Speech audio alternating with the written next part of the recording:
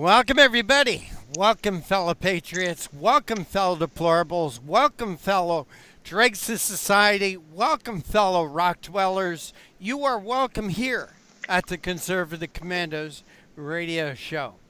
I'm Rick Trader, coming to you from the studios of the Conservative Commandos radio network. And joining me today as co-host is the Doctor for the Republic, Dr. Nasir Shaihk. Nasir, welcome back to Conservative Commandos. Thank you, Rick. Pleasure to be here. And once again, it's just another absolutely great day to be alive and well and free and living in the United States of America, the greatest country in the history of the world. You've got the American flag unfurled behind you. We've got the American flag behind us. Got my American flag tie on as usual. Let's take it away. All right. You're right indeed. It is another great day to be living in America. Well, Nasir, a lot of things in the news, but let's start out with Sports Illustrated. How can Sports Illustrated be in the news? Another great day in America to be able to pick up a Sports Illustrated swimsuit edition. Swimsuit edition. Well, you know what? It's funny here because for those of you on the left, all you leftists out there and you feminists out there and all of you in the LGBTQ community and those people out there that are saying that there's gender bias, let me tell you, folks, pick up the Sports Illustrated. If that doesn't tell you that there's a difference between men and women, I don't know what does. But we've got... Do you really need to pick up a Sports Illustrated? Well, you know what? You've got to... Sometimes, you know what? Words aren't enough for these people. You've got to show them with pictures and photos or whatever. I guess. But there is a... and I'm going to change this around. There is... I believe she's probably an American citizen, but she says she's a Somali American, but I'd like to turn that around. She should be an American Somali. Her name is Halima Aden. She is... very photogenic, very beautiful. And what she has done is actually gone on to Sports Illustrated and combined a burqa with a bikini and called it a burkini. So, that's fine. Listen, you're in America. You want to go out. It's nothing. You know what? A lot of women want to wear a one piece. Some don't want to wear a two piece. Others want to cover their body and go out to swim. You know what? It's your right. Go ahead and do whatever that you want. But the amazing thing here is that it's so funny that Sports Illustrated, which is a leftist publication, they're all one of the nice, it is a leftist publication, but thank God they do one thing right. They put women on with the bikinis and sport clothes on there. Anyways, the funny part about it is that you're going to see probably Sports Illustrated attacking, or may have attacked in the past, modesty within, let's say, the Judeo-Christian people, Christians that are practicing some semblance of maybe modesty wear or whatever, if women want to do that. And that's fine. But the amazing thing is that here, they're not attacking that. And as an American second-generation Muslim, I just look at both sides and say, you know what? If they're not attacking on one end, but they're promoting the modesty on this end, they should just be intellectually honest when they're talking about it. I got to ask you a question, though. The burqa isn't, and I'm asking you as a Muslim, the burqa, isn't that a sign of modesty? And to wear a burqa with a bikini, which is anything but modest, isn't that a slap in the face to Islam? Well, again, there are probably as many thoughts and interpretations on Islam. Technically, for example, one thing is called the burqa. The burqa is a garment which you cannot find it, in Holy Scripture in Islam. Okay, it might not be in Scripture, it is cultural. It has become a symbol where, yes, men have imposed that on women, and that means the complete covering of the body, and the only thing that can show is the eyes. You've seen that in Saudi Arabia, where they wear either black or white. Yesterday in Philadelphia, actually. Correct. I call that a UFO, an unidentified female object. Well, I think it's also, excuse me, no disrespect to you.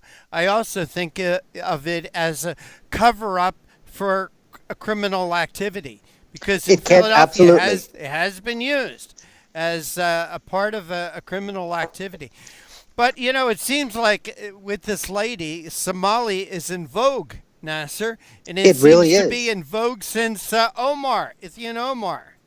Ilhan Omar. And here's the difference. Take a look at there's such a wide variety and a depth to all faiths and religions. And Islam is no different.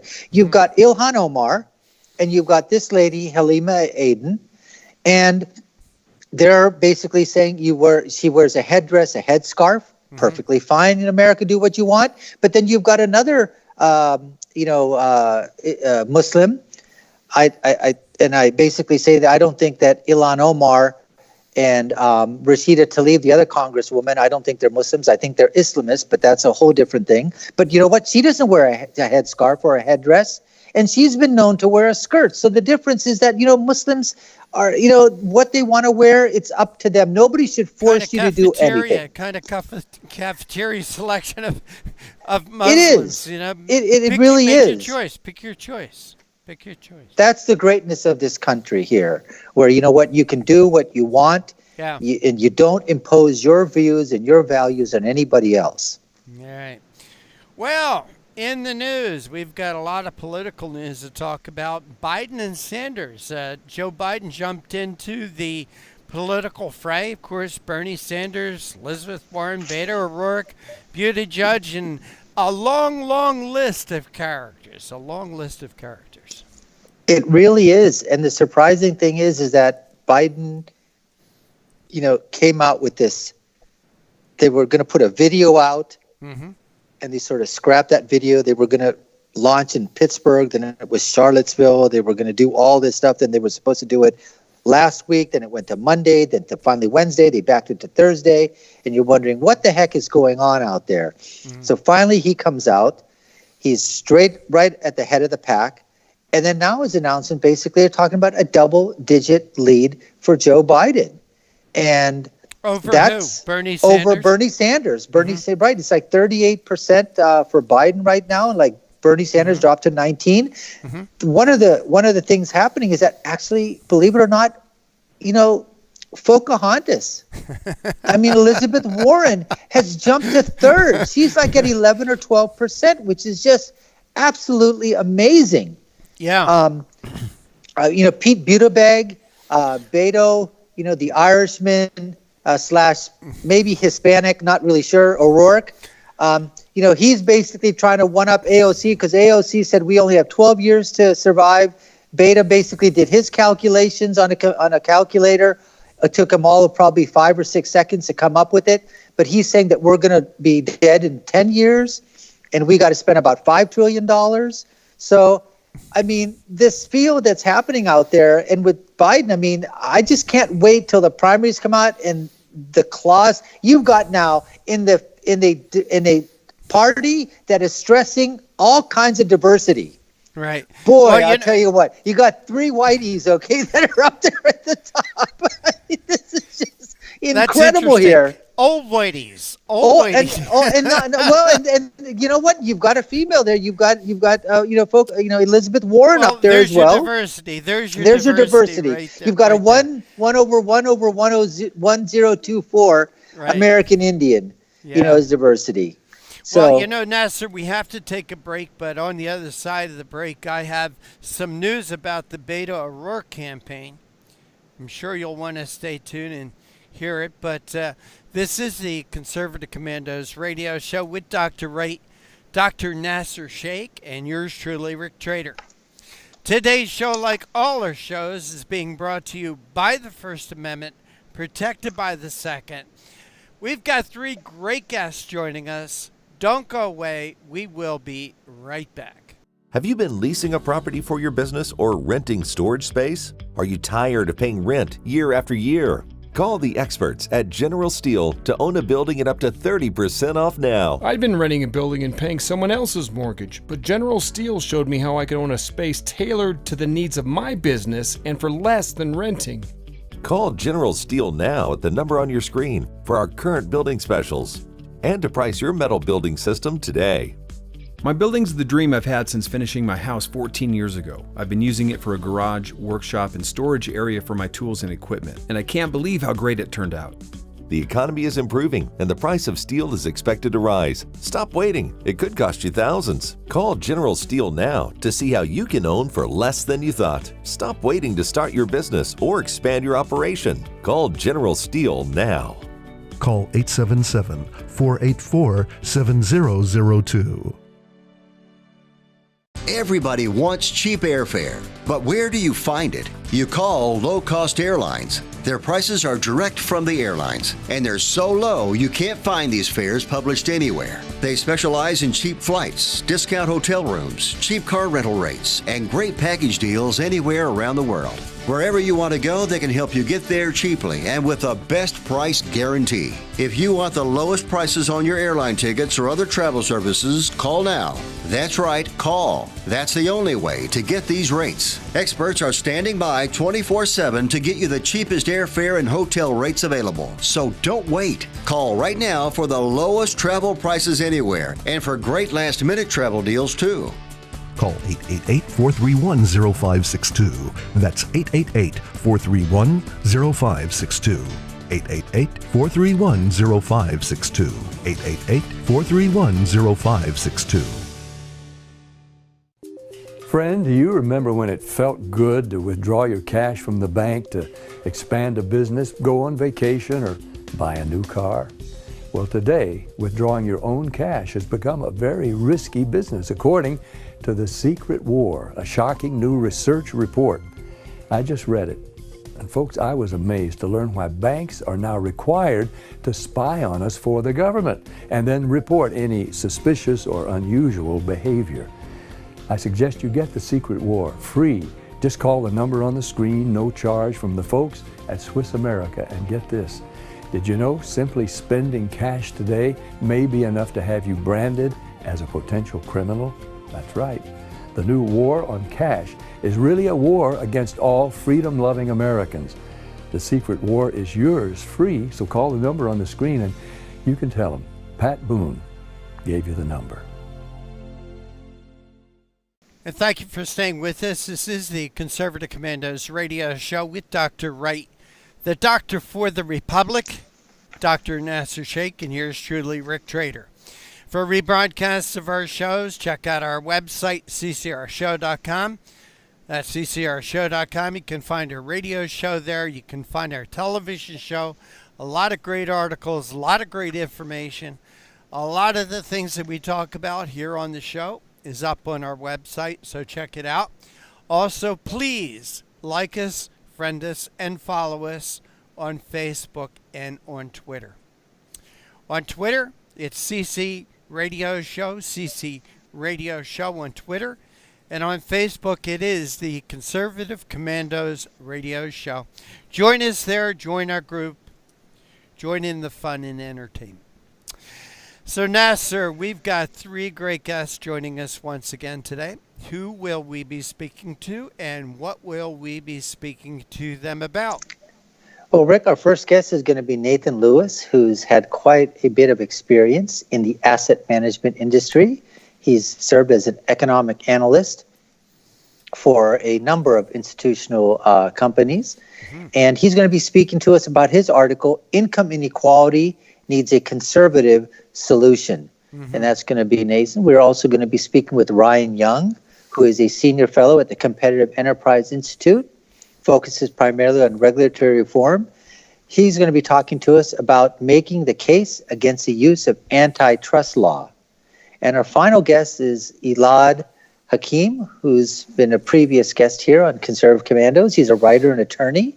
And his article is going to be speaking about why Bernie Sanders is crazy to say criminals should be allowed to vote from prison. Well, just about everything Bernie says is crazy. Absolutely. But we could take up the next 9 years to talk about that. Hopefully we won't have to after 2020. Correct. Going to be very interesting to talk with Ryan Young from the Competitive Enterprise Institute. You, like I, have been incarcerated in Facebook jail many times. We've both talked about Oh, maybe it's time for Congress to look into antitrust regulations about these liberal social media companies. And maybe he's got a little bit different spin on things, and maybe he'll give us something to think about. And, Absolutely. Elad Hakim, we're going to be speaking with him about why criminals shouldn't be allowed to vote. I also want to expand that conversation that maybe we should prevent criminals from being public officials. And we've got a terrific video to show on that as an example. This councilman, his name is Eric Mays. He's a councilman from Flint, Michigan. Quite an individual. A convicted felon, served time. Not a very nice guy. We'll be showing that video here on Conservative Commandos. So got a great show planned. Well, Nasir, before we took our break, you and I were talking about the election, all the Democrats who are lined up. But Beto O'Rourke has found a very interesting way, kind of unique way of campaigning. Maybe not campaigning as much, but where he's campaigning, Beto O'Rourke is running campaign ads on Facebook that are targeted to Mexico. That's a little bit telling, don't you think, Nasir? It really is. And, it just, you got to sit back and think about it. And it just boggles the mind that this is the playbook. Why don't the Democrats, just come out and say who they are? But you know what? In this gender fluid state that we're at, if you can change genders, then why can't you change ethnicity or why can't you do that? So here he is, like you're talking about, tailoring his articles, plugging them up there, going on Univision, putting it in Mexico to try to drive this thing that's supposedly, because he's got this nickname of Beto, that he can get the Hispanic vote here in the United States of America. But he's not campaigning Hispanic in Mexico. Right, campaign. But, that's the thing. I mean, this is where they think, because you know what? Campaigning in Mexico, guess what's going to happen? All the illegal aliens that are out here, that can vote in California and Texas and all the areas, where the population density is where these illegal aliens are sort of, living and, in the shadows. I mean, they're going to be watching those shows. They're going to be watching Telemundo and Univision. And they're going to see this man basically come up there and say that we don't need a border wall. I'd like to get rid of the one that's in my backyard in El Paso. So this is what they're basically going for. They're going to use every tactic that they can get. And if that means that they've got to basically televise in Mexico to get that message out there so it can be relayed back to people here in America, hey, that's exactly what they're going to do. Same thing we were talking about with felon voting. You know what? Majority, you think felons are going to vote Democratic or you think they're going to vote Republican? Of course they're going to vote Democratic. I tell you one thing. If Democrats thought that people that cross the border would vote Republican or conservative, you know how fast that wall would be built? Well, then, I agree with you. Republicans, conservatives are against it. Well, I'm against it, not just because by opening our borders, you're bringing in a lot of Democrat voters. But what do those Democrat voters mean? What would Democrat control of government mean? In my opinion, how soon it would erode what America is. Nasir, I'm going to be controversial here right now, but people need to face the facts that this is a great country, and it's great because of the Judeo-Christian work ethic our founding fathers created it on. I'm not anti-immigration. I'm anti-illegal immigration. Absolutely. Every one of these people that crossed the border illegally broke the law by getting here. That's number one. They break the law again by staying here. They break the law again by using false identification to work. Either that or they're on welfare and food stamps. And I'm against foreigners coming here and living off the taxpayer dollar. I'm against that. So there's a lot of reasons for that. What else is on your radar screen today, my friend? Well, some of the other things that are going on in terms of, let's take a look and see. One of the things here that I saw that came up that I wanted to go over with you was this whole thing where, here it is. This is why we print things out here. Yes, so we got it right here. Because We've got this computers thing here. freeze and they're slow and whatever. Print it out. Well, one of the things now that they're talking about is supposedly this infrastructure plan that's going out. And it's supposedly you had Chuck Schumer and Nancy Pelosi. They met with President Trump, and they're talking about a $2 trillion infrastructure. I've got a great infrastructure project. It's called Build the Damn Wall. That's exactly what that's right. That's the infrastructure project that needs to be put on there. And I think Donald is doing exactly the right thing here. He's meeting with them. He's saying, yeah, that's go ahead and fine. You know, let's not rock the boat, so to speak. Yeah. So all you people that are out there, when this stuff gets out there, they even talked about that they wanted a less amount, but they said Donald wanted the $2 trillion. I don't believe a word of that. And even if he did say it, listen, it's not going to happen. Yes, there's going to be an infrastructure program probably coming out, but let's just see the fine print when it's out there. We know so many times that we've heard it, Rick, where all this stuff comes out, and then finally it's like, wait a minute. So everybody just sort of relax, take it in stride. You know, they got $2 trillion for infrastructure, but they can't find $5 billion to build the damn wall. Exactly. And I hope this is why he's having these meetings with Pelosi and Schumer to show what hypocrites they are. Absolutely. We can find $2 trillion for infrastructure, but we can't find $5 billion to build the wall? Absolutely. I'm just waiting for what they say, I'm just waiting for it to fall. You know, Nasir, a lot of people will say, why is Trump negotiating with these people? But I'm really coming around to the fact that Trump is a master negotiator. Not only is he a master negotiator, he is a master at taking whatever's happening in front and utilizing it for his own good. These guys are playing checkers. He's playing chess. He is so far ahead of them every single time. You watch what happens. The initial stuff's going to be out there, but then when you look at it, you're going to go, wow. Did he put them into a corner, and did they come around to his way of thinking? All right, Nasir, we have to take a break, and on the other side, get our first guest on. Our first guest will be Nathan Lewis. He's an economic analyst, and he's wrote a very interesting article.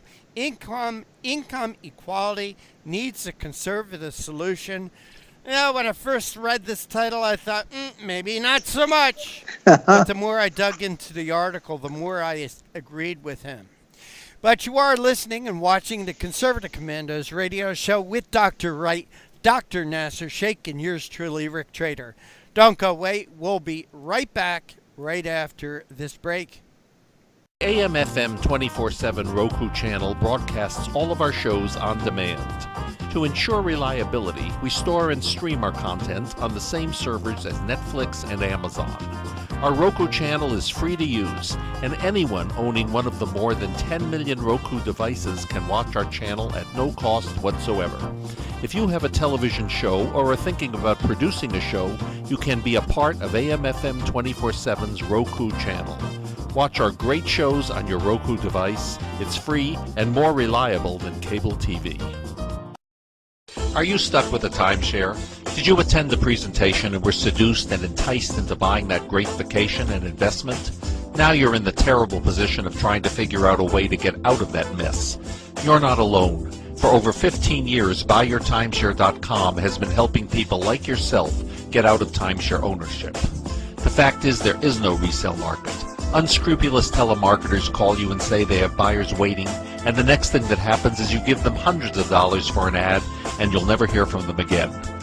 Another fact is that an identical timeshare to yours is being offered on eBay for $1, and no one is buying it. If you want out of your timeshare, I urge you to go to buyyourtimeshare.com or call them at 877-94-HELP-ME. That number again is 877-94-HELP-ME. Buyyourtimeshare.com. That's buyyourtimeshare.com.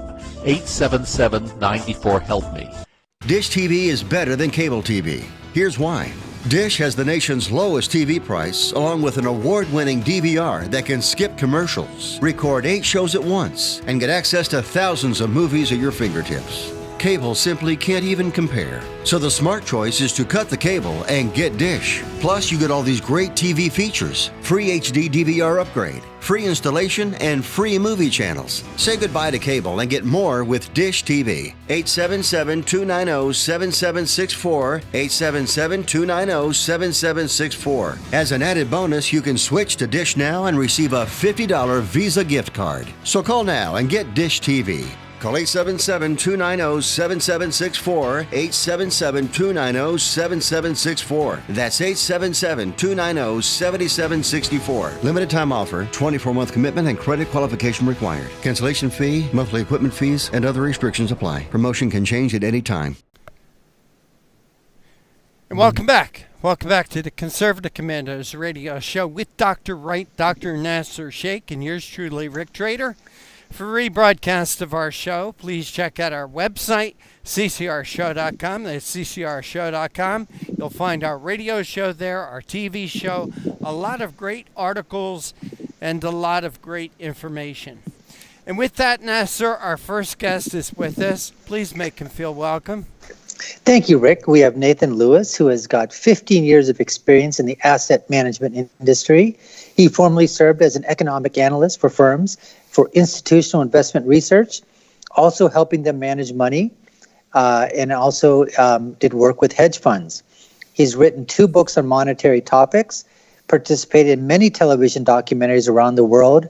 You name the publication around the world, Pravda, Asian, Wall Street Journal, the Dow Jones, Daily Reckoning, Japan Times, you name it.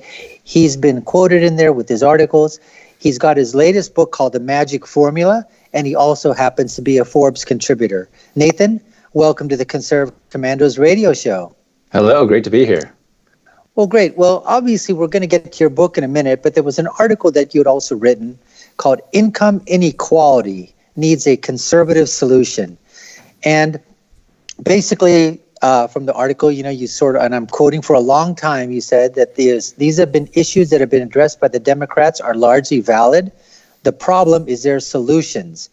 And this is where I think what happens is, and correct me if you think I'm wrong, but my assessment is the Democrats always try to use emotion when they're talking about income inequality. I mean, as soon as you say income inequality, there's a certain thing that comes, people go, yeah, there's income inequality. Why is that? And I think what you're saying is the solution is different. I think Democrats want to take the people at the very top and find a way to undercut them and bring them down.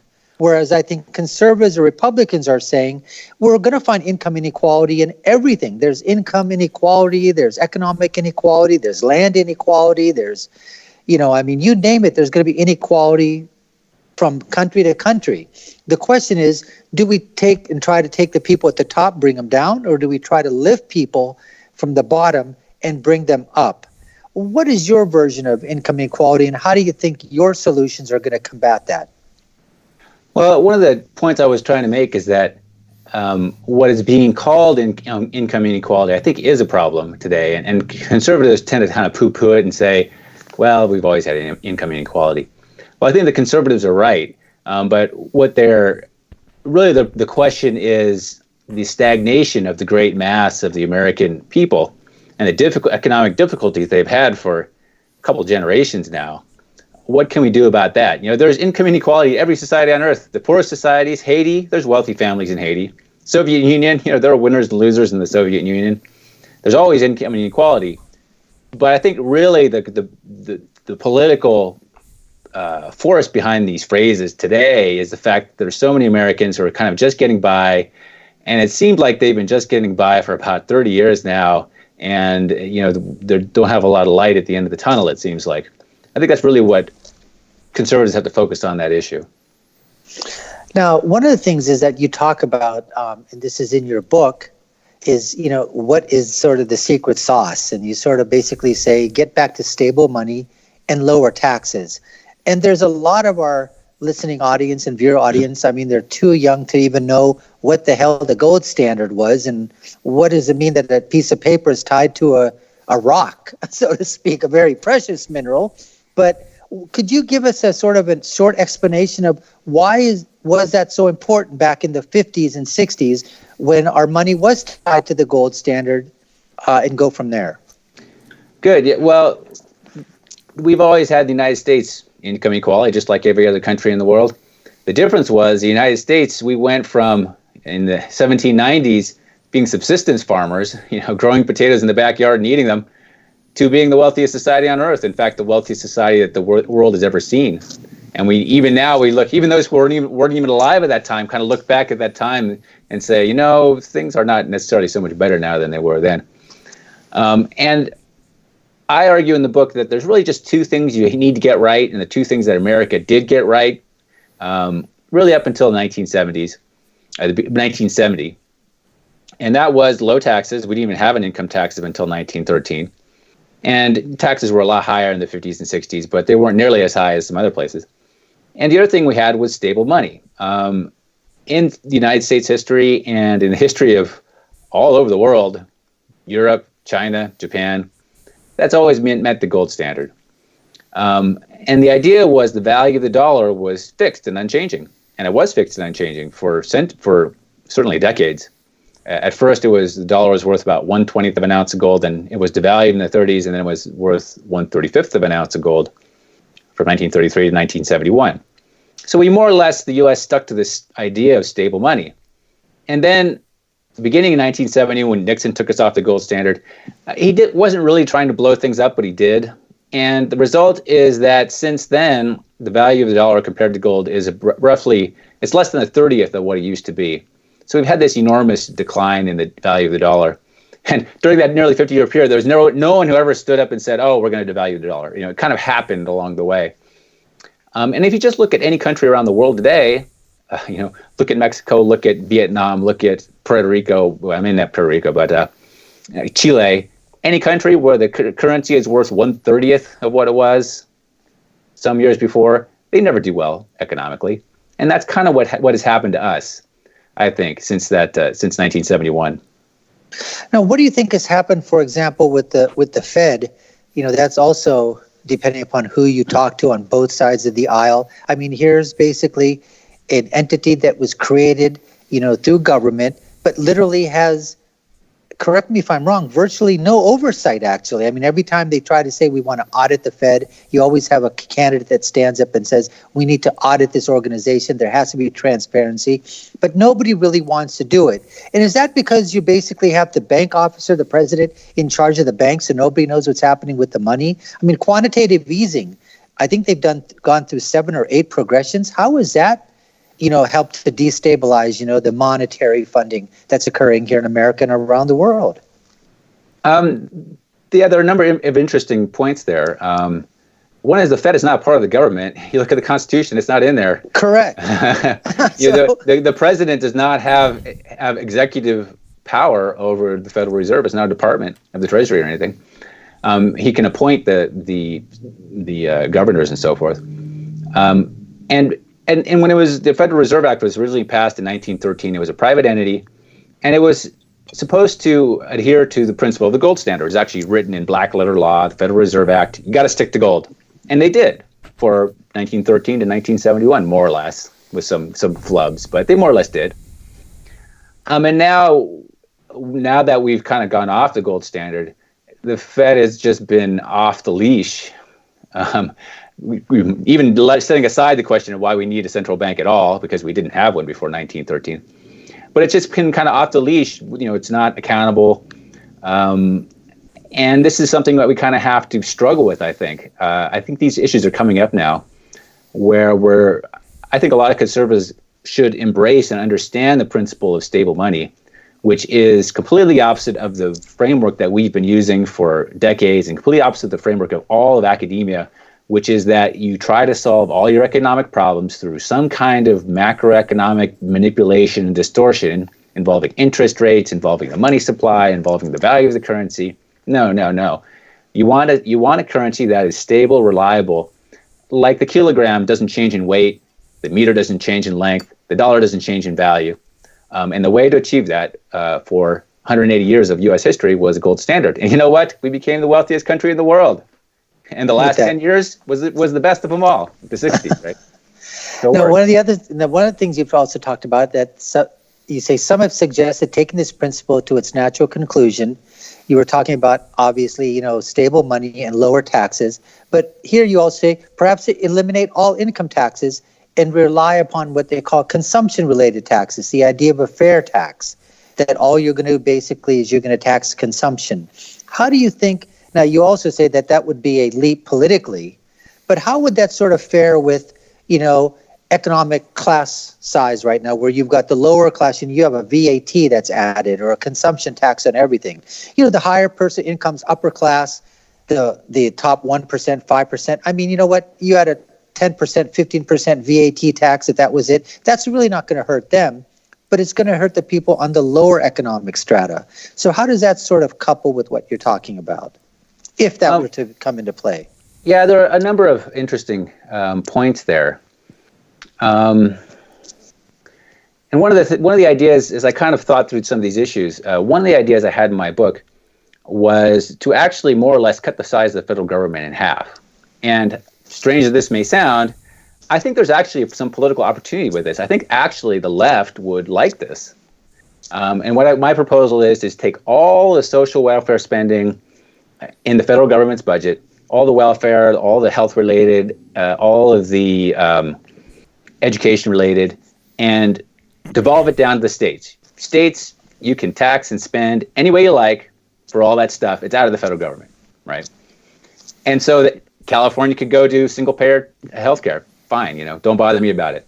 And the result of that was the federal government would basically be reduced to the military and foreign policy, immigration, naturalization, which is actually what it's supposed to be. It's actually the design of the Constitution. And it's actually what the federal government did until about 1964. So that wonderful, span of American success was actually a time when the federal government was really not involved in all these things. Of course, Social Security predates that, which is another issue. But once we did that, the federal government would be so small that we could fund it with a 10% national sales tax, no more income taxes, no more payroll taxes, and you'd still have higher taxes at the state level because they would be funding all this stuff. But they would be competing and trying different things, and you'd probably find some pretty interesting and effective solutions. One of the other things that you talk about too, that not only just in terms of with monetary consideration, but you also basically talk about that free markets extends to open borders. And you sort of brought in the fact of this whole thing going on right now, legal immigration versus illegal immigration. So where does all of that sort of play into this thing of, monetary distribution and income inequality? I think if you look at U.S. history, the United States was never founded as an open immigration country. In fact, for the first 50 years until 1840s, there was almost no immigration, not even from Britain.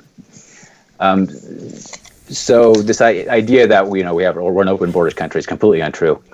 There's been kind of a fight over the years.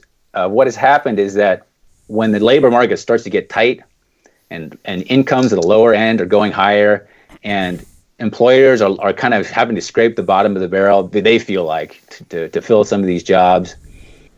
Then they put pressure on government to let more people in, to basically, it's just supply and demand. If you have more supply of sort of low-end workers, then the employers get better pricing power, and the employers get more political power because you can always kick them out, right? And so there's kind of been this struggle a little bit, and now ever since the Immigration Act of 1965 and also the illegal immigration, I think that it's kind of been on overdrive. I think I think we should look at this and what we want is to create a highly competitive environment for the lower 40% of society. And the way to do that is to make sure that employers hire American citizens for jobs, and that'll start to push the wages up. Here in the Conservative Commandos radio show, our guest is Nathan Lewis. His book is The Magic Formula. Nathan, we have to take a quick break. Could you hold on for just a few moments for us, please, while we do a little business? Great. This is the Conservative Commandos radio show with Dr. Wright, Dr. Nasir Shaikh, and yours truly, Rick Trader. Don't go away. We will be back right after these messages. I saw voter fraud with my own eyes. Now, people say, why didn't you report it to the authorities? Well, they were the ones doing it. Elkins goes to vote for merit. The integrity of one man, one vote doesn't apply at the Texas state legislature. There is no way to know if your representatives are voting for themselves. Department, a Republican, reaches back to vote for Democrat Oliveira. Democrat Matt Reynolds votes for Republican England. 2 out of 3 voters nationwide believe that voter fraud is a serious problem in the U.S. today. The process is rigged. Both sides of the aisle are guilty. Florida now has to tell the Department of Justice whether the state will comply with DOJ's demand to stop purging thousands of people from its voter rolls. We have the sloppiest election system of any industrialized democracy. Philadelphia flagged 50,000 duplicate registrations, so just think how many more slipped through. It's almost impossible to detect. How do you get caught? You only get caught if you confess. Election corruption is deeply embedded in America. Quote, election fraud is a crime that usually pays, unquote, writes Tracy Campbell in his book, Deliver the Vote, A History of Election Fraud, an American political tradition from 1742 to 2004.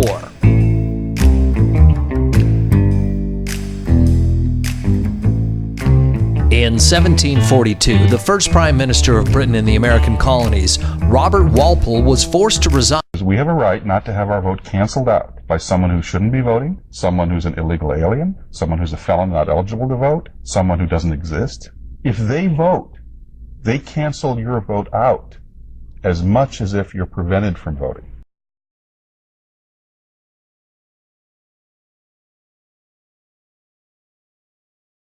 If this is going to be fixed, it's going to have to be a citizen effort. It comes down to, it's the same old question, if not now, when? If not us, then who? This is huge. This is about the democracy and the principles of the United States of America. People say, but why you? Why you? Why? Well, why not? And if it starts with a fireman, if it starts with a sanitation worker, if it starts with a teacher or a nurse or a caretaker of the elderly, then so be it. It's got to start somewhere. But it's time we come together and fix this problem once and for all. There is no serious person out there who would suggest somehow that you could even rig America's elections. To say that it doesn't exist is an outright lie.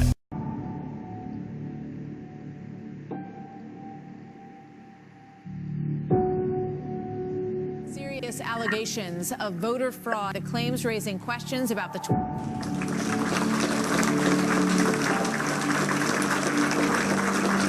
Commerce Secretary Ron Brown and 32 others were on a military plane that crashed today in a violent storm.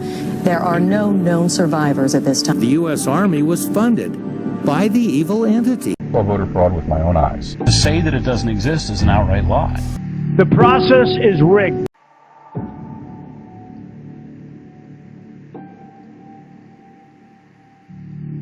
People die and fall for the right to vote.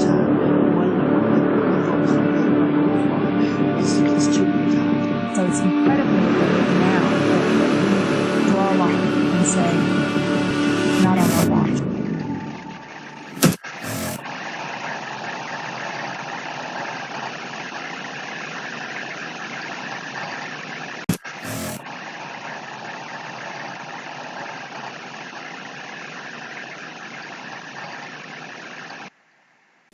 Welcome back. Welcome back to the Conservative Commandos radio show with Dr. Wright, Dr. Nasir Shaikh, and yours truly, Rick Trader. Want to give a shout out to the folks who listen to us on radio stations in Jacksonville, Tampa, and the Villages, Florida, Las Vegas and Reno, Macon, Georgia, Lancaster and Pittsburgh, Boulder and Colorado Springs, Milwaukee, Long Beach, California, and seen as part of the AUN television network in places like San Francisco and San Jose.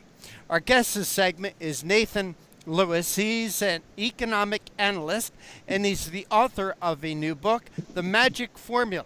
Nathan, thank you for holding through that break. We appreciate your time. Sure, no problem. Nathan, hold up that book. Let's see what it looks like. Here it is, Magic Formula. It's not real big. It's easy to read, but I think it really has. When you look at the history of this idea over the last 300 years, as we go through the book here, you'll see why I say it. You just remember these 4 words. You get them right, you're going to do okay. But it's so easy for governments to get it wrong, and both right and left.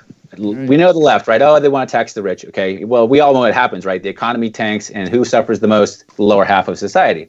And what do they want? More social, more welfare, right? We know how that works. The left.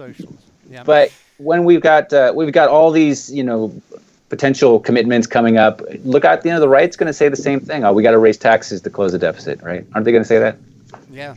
Some of them. In fact, we've seen examples of that. George Bush, remember, no new taxes. What's he do? He raises taxes. He loses an election. Good for him. Nathan, I'll be honest with you. When I first was given the information about you and your book, and the title of this article that does appear in Forbes, Income Inequality Needs a Conservative Solution, I wanted to take my head and just bang it on the wall or something like that. And I'll tell you why. Because you're right. When you said that Democrats have largely valid ideas, but the problem is in their solutions. And also, Republicans seem to want to take liberal ideas and make them their own. So I was a little afraid of that, but I think for instance, Right on Crime, there's an organization out there called Right on Crime. They say, well, this is the conservative solution to criminal justice reform. I say my solution to criminal justice reform is lock the doors, throw away the keys. They want lighter reforms. Then you got Rick Santorum out there who wants paid family leave. And their argument, well, the Democrats are going to do it anyway, so let's get ahead of it and do it first. But I like your solutions. I like your solution as far as getting back on the gold standard.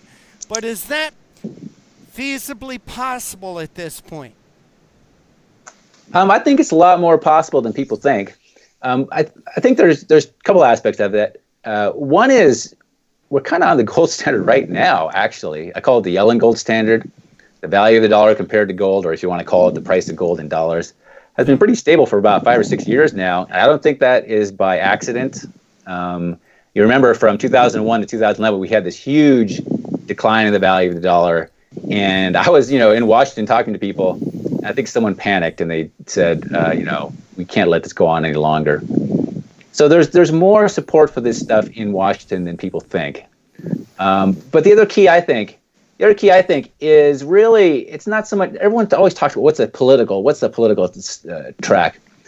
The first political track is you got to have 2 things. You got to have sort of a broad base of support. A lot of people, like your listeners, not necessarily experts on the topic, but they know what they want, right? Like, yeah, we've tried this Federal Reserve currency jiggering stuff for a couple generations, and I can't see any fantastic results. So let's just go back to what our grandfathers got rich on, right? It seems like the government today wants to use their money machine to solve problems. And yes. if we're on a gold standard, that money machine idea doesn't work anymore, does it? Exactly. Well, the other thing I think we need, though, is we need a cohort also of expert level people.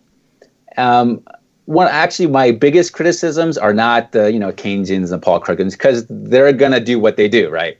Yeah. My biggest criticism is actually the gold standard advocates themselves. I think for a long time they're sort of not ready for prime time. I think that we have to create a functioning system here, and they would not, in past decades, not be able to do that. So I wrote 3 books about the gold standard, quite technical to kind of build that expertise. They're available on Amazon. I call it the Gold Trilogy. And I think we're getting there among the sort of the expert class, getting, let's say, 10 key people who understand all the nuts and bolts of how to really make it happen and not have it blow up in your face. Mm-hmm. Well, you also talk about in your Forbes article some other very interesting things. For instance, home ownership and mortgages, and you actually use Mexico as an example. Right. Yeah, this idea that you make things affordable by allowing people to borrow gigantic amounts of money. It doesn't make sense, on a fundamental basis, right? Strangely enough, a lot of the countries which don't really have a lot of consumer access to credit at all have the highest rates of home ownership, and most people own their homes outright. In Mexico, I think it's 80% home ownership rate compared to, 63% or so in the United States. And only 13% of those homes have mortgages. They own them outright. And of course, they're quite small and modest, but I think a lot of the lower 50% of American incomes would be better off if they had a modest home that they owned outright with no mortgage. That'd be a pretty nice outcome.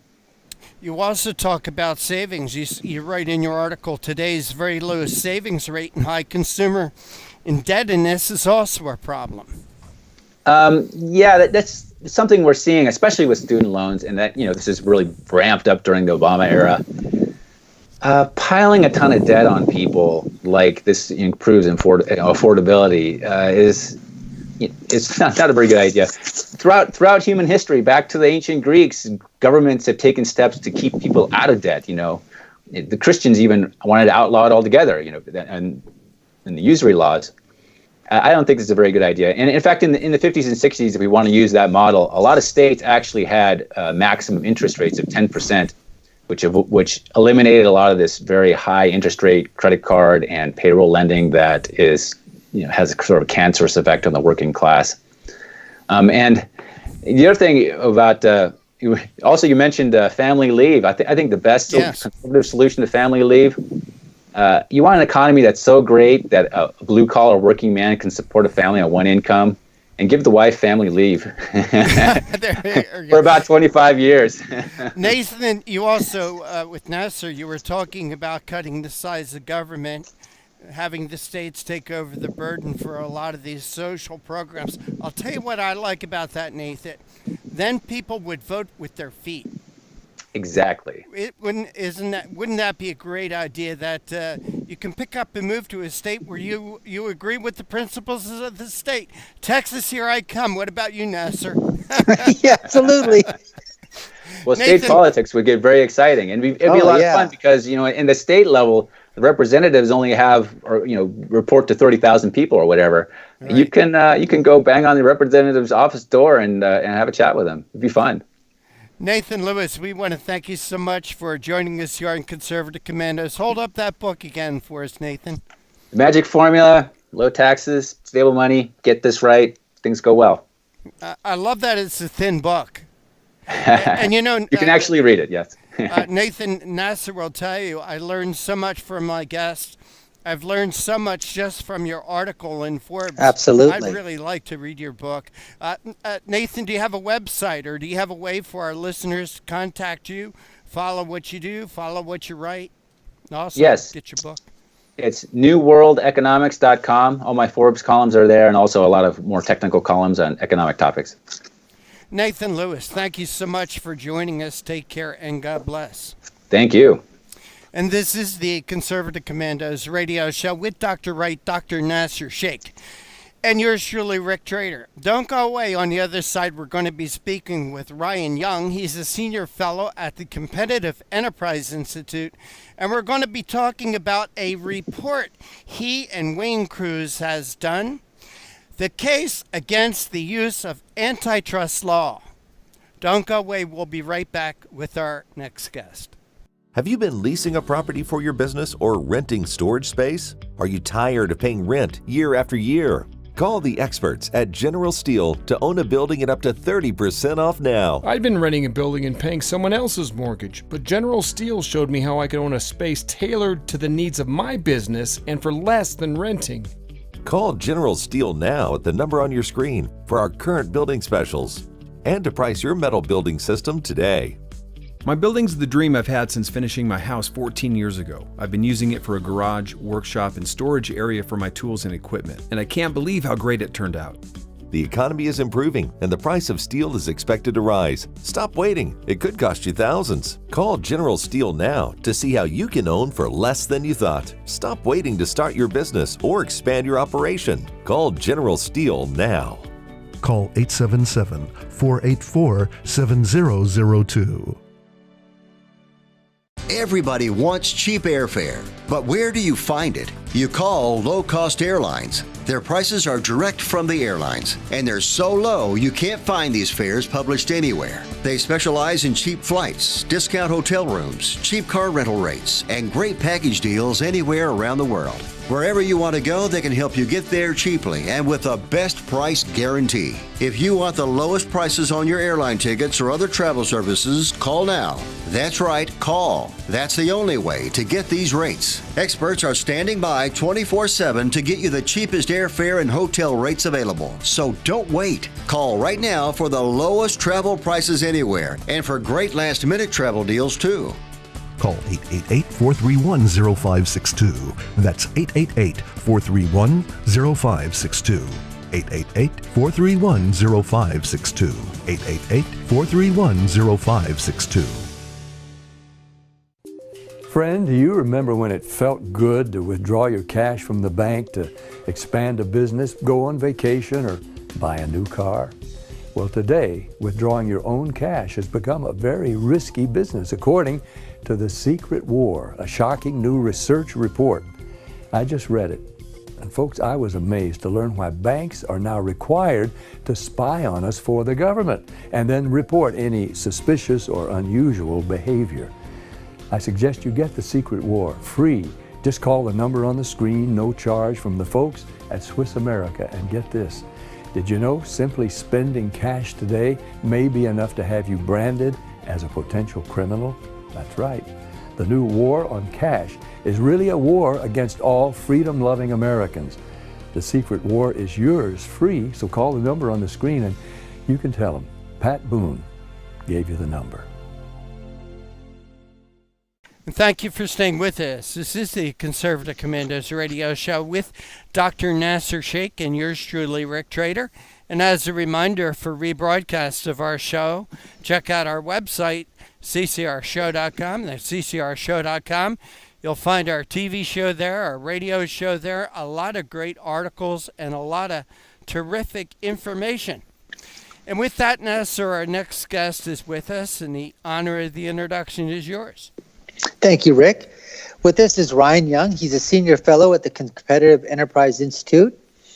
He's also appeared, his writings have appeared in USA Today, Wall Street Journal, Politico, dozens of other publications, frequent guests on many radio and TV programs. He's been cited in many media outlets, ABC News, CNN.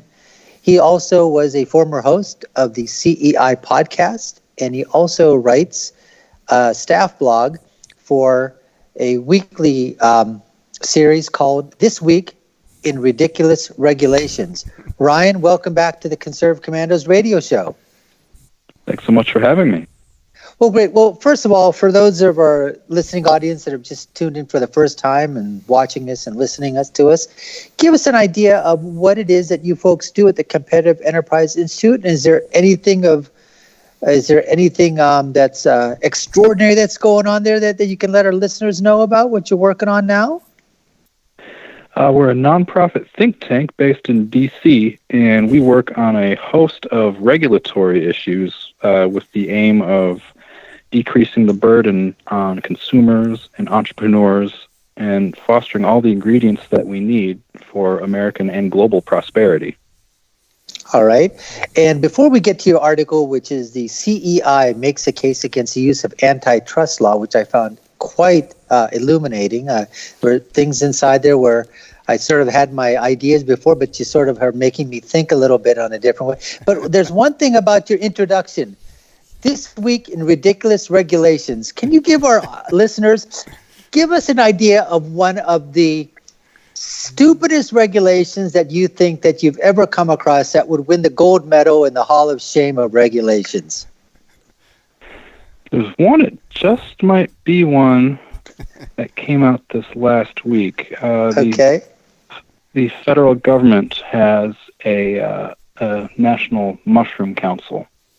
A national what? And a Mushroom Council. Okay, I just want to make sure I heard you correctly. Okay. Yeah, no, you did. All right, okay. And it has its own website, its own chapter in the Code of Federal Regulations, and a whole host of different rules. But there was a new one in the Federal Register that appeared this past week that involved new membership requirements for the board of the federal government's Mushroom Council. Well, I let me just interrupt, Nasir, while you're getting over your laughing fit. I've always said that I love to be a farmer because I'd love to see things grow, but I've also said it would have to be a mushroom farmer because I don't like to get up very early. And since they grow mushrooms in dark places, getting up early wouldn't be a problem. I could sleep as late as I want, but anyway. It's enough of my silliness. Back to you, Nasir. So go ahead, Ryan. The regulations. Does this add to it? In terms of, the regulation, does this probably hurt mushroom farming? I would imagine. Well, the way these things work is that they generally levy farmers based on how many mushrooms they grow. Then you pay a tax proportionate to that, and then the federal government uses that to advertise and market your products. It's basically the government doing what a trade association already does. So in a way, it's redundant. Gotcha. Okay, all right.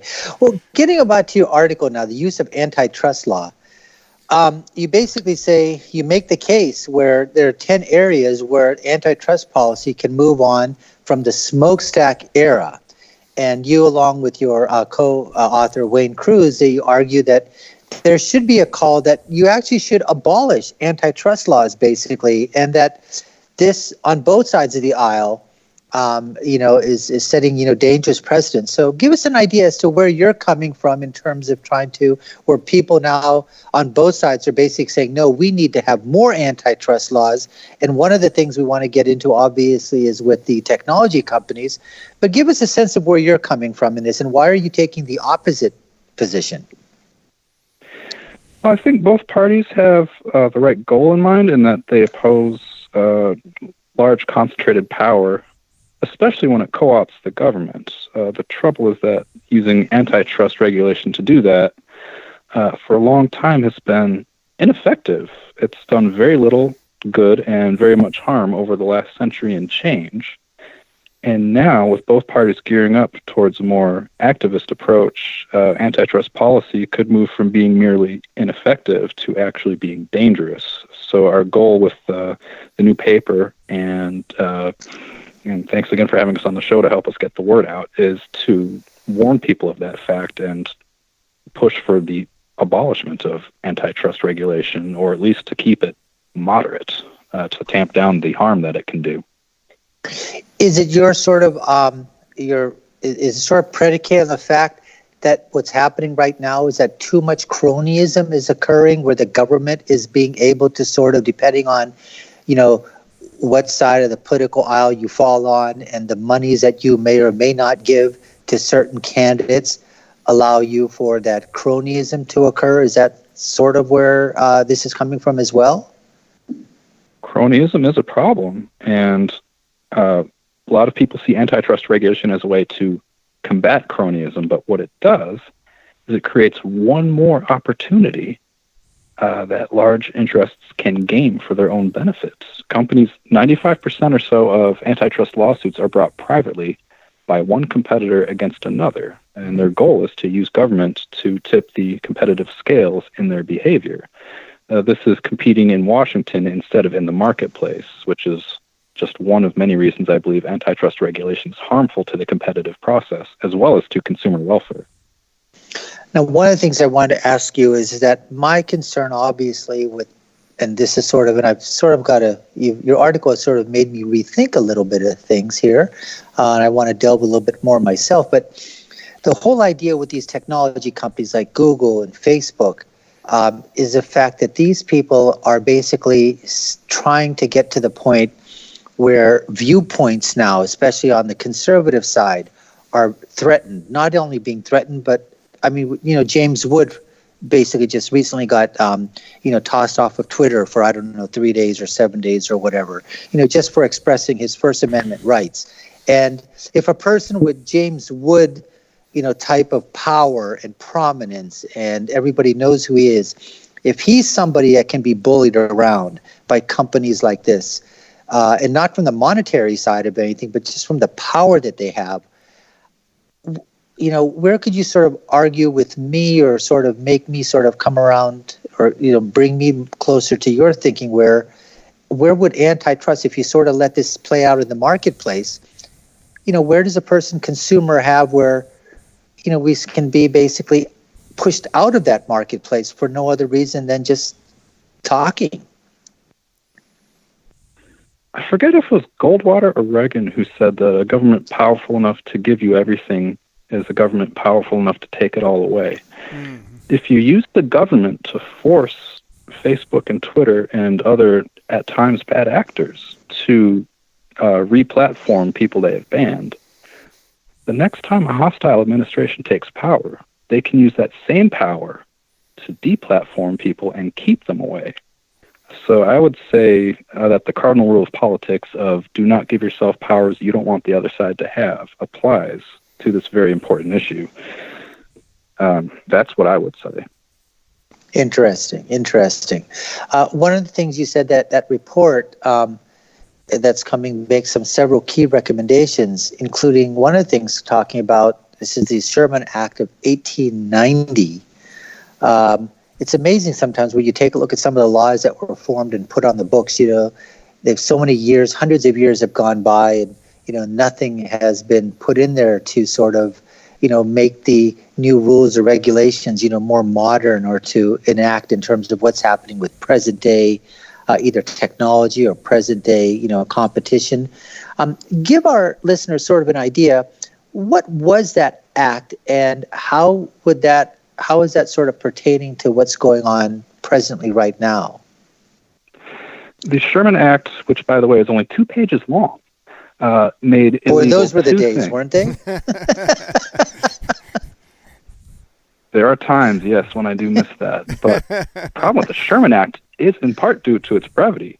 It's very broad, and it makes 2 things illegal, neither of which it defines. It makes it illegal to restrain trade, and it makes it illegal to attempt to form a monopoly. But it didn't define either of those terms, and to this day, even with 130 years of case law, neither of those terms has ever been given a clear definition. The law, so companies are really, they don't know what to do. And as antitrust law has evolved, it's a good thing that the laws are not enforced to the letter, because technically all pricing schemes are illegal. You can't sell at a more expensive price than your competitors, because then you're either price gouging or you're abusing your market power. You can't charge the same price as your competition, because that's collusion. And you can't use prices lower than your competitors, because then you are undercutting your competition or engaging in predatory pricing. So that exhausts all pricing possibilities. All prices are technically illegal under antitrust law. So what it relies on is regulators' discretion and judges' discretion. And as we both know, that is very dangerous. And there's been very little done to firm up or establish bright line standards that investors and entrepreneurs can plan around and work with. Well, Ryan, if not then antitrust laws, what would be some of your solutions that you folks have at CEI? What would be some of your solutions, or 1 or 2 things that you would basically say? And let's take, for example, what would you do in terms of for companies such as Facebook or Google or Netflix, which have such a dominant position already in the technology area? What would be some of your ways of sort of how would you sort of let the people out there know as to how could we sort of bring those back to the they have such a huge dominant share, bring them back to the pack, so to speak, allow competition to flourish in those areas where it's really tough, to start up a company now in that, in that sphere of technology. Well, you use the Facebook example. It was also very tough to start a new company back when MySpace was the dominant social networking platform. MySpace at the time was in a much stronger position. Their Twitter was either non-existent or in its infancy. There was no Instagram to compete with it. And then Facebook came out of nowhere, offered a product that people like better. Now they have the dominant position. But I don't think they feel very secure in their dominance because one reason they spent $7 billion with a B on research and development. That is not what a company that's feeling secure and fat and happy will do. Another reason is that Facebook has rightly earned a number of black eyes as far as privacy protection and data sharing. And we already addressed some of the freedom of speech issues that they have. Well, Facebook announced just today that they are doing a major overhaul of their entire platform. They're trying to emphasize more participation in groups and encouraging users to tell narrative stories, connecting posts together over time to tell stories to their friends and their families. This is a big gamble. They have the dominant position with the product that they have, but obviously they're scared of something, whether it's dissatisfaction or an aging user base or the need to keep things fresh.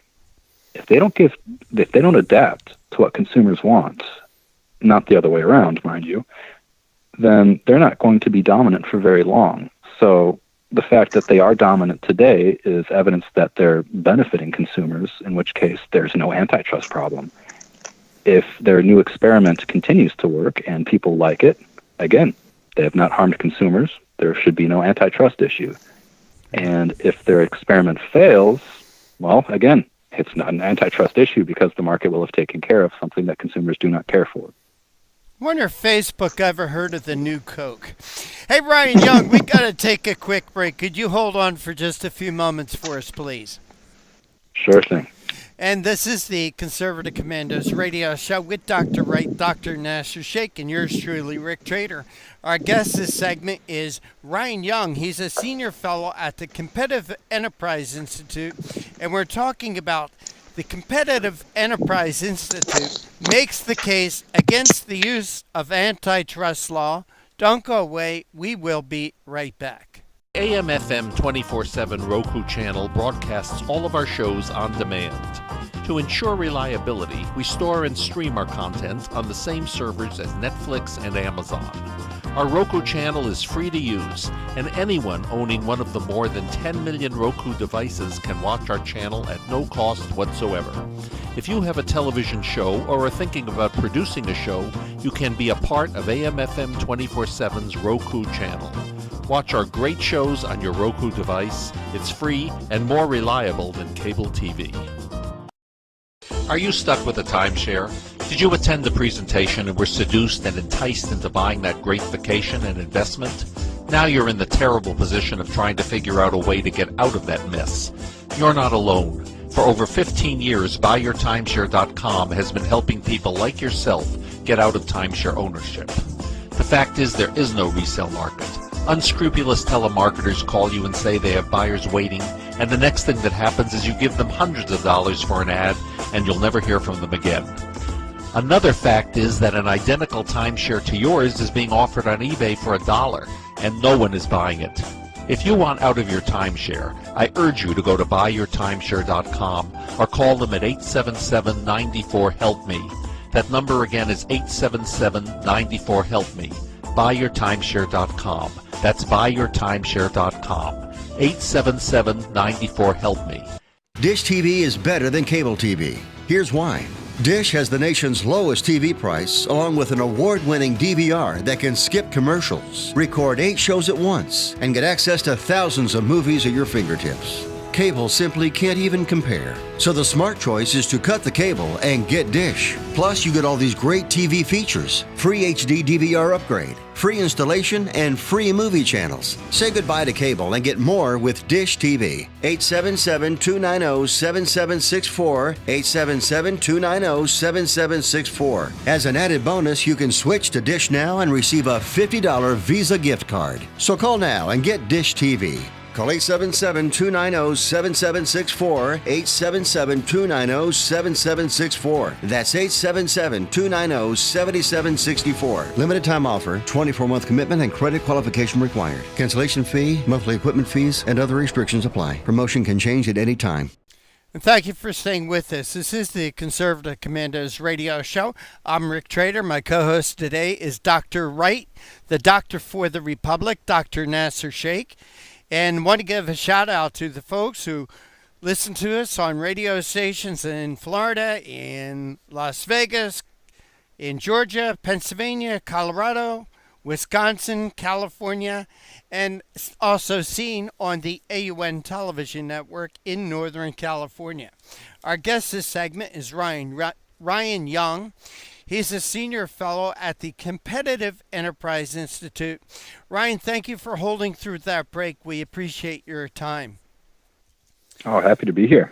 Well, Ryan, when I saw your article, I debated a little bit about having you on, and I'll tell you why, because I, like Nasir, have been in Facebook jail so many times. If there was a 3 strikes, you're out, I guess we would have been executed by now.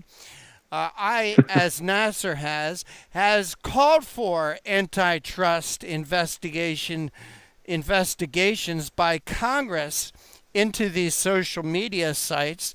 But again, your article made also me rethink this. Hey, you know, Ryan, I love free enterprise. But it seems to me because of these regulations going back to 1890, the Sherman regulations or the Sherman Act, as you say, that kind of tips the scales of justice.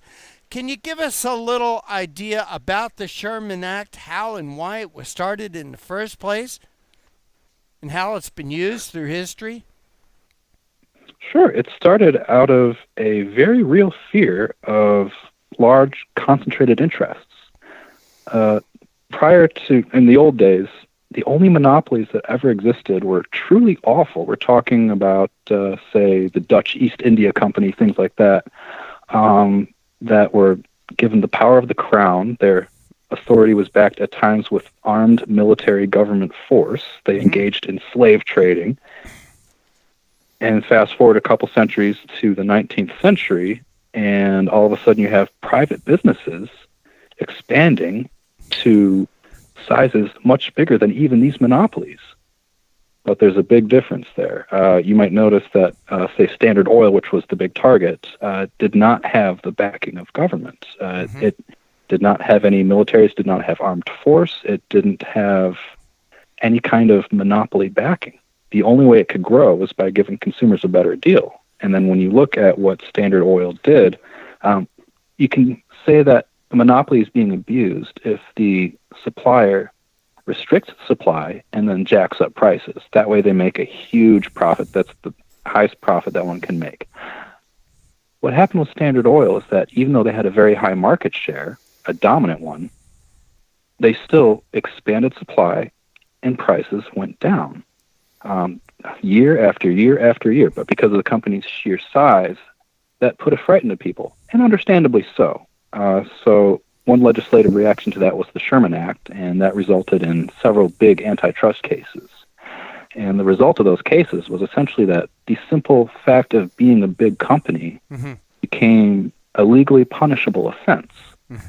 And antitrust law has evolved since then in a better direction, but as we talked about in the previous segments, the Sherman Act is so vague and so broadly worded that even a century plus of case law has no bright line standards that are consistently enforced and something that investors and entrepreneurs and consumers can plan around for the long term. That does not exist with antitrust law as we know it.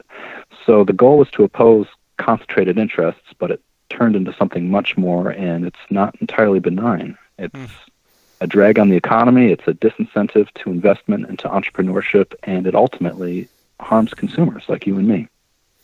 Well, what about the competition angle, Ryan Young? For instance, I'll use the telephone company.